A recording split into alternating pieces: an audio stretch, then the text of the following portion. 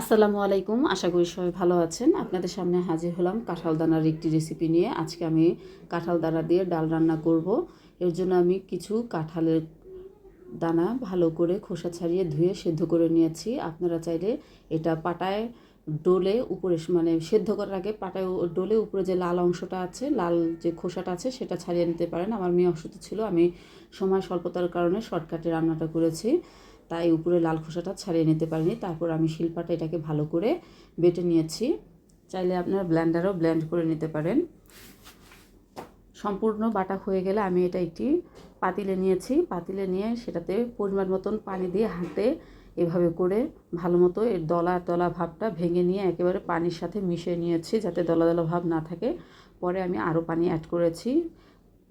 সেদ্ধ হওয়ার পরেও আমি যাতে আর একটু ভালো করে রান্না করা যায়, তাই আমি আর একটু বেশি পানি অ্যাড করেছি। তারপর চুলা চড়িয়ে দিয়েছি, সাথে দিয়েছি 3টি কাঁচামরিচ। ঝালের টেস্ট অনুযায়ী আপনারা যে যেমন ঝাল খান সেই অনুযায়ী কাঁচামরিচ অ্যাড করবেন। দিয়েছি সামান্য হলুদের গুঁড়ো ও স্বাদ মতো লবণ। চুলায় কিছুক্ষণ জাল দিয়ে আমি এটাকে রান্না করে নিয়েছি। যখন প্রায় এটা ঘন এসেছে তখন এটাতে আমি সম্ভার দিয়েছি।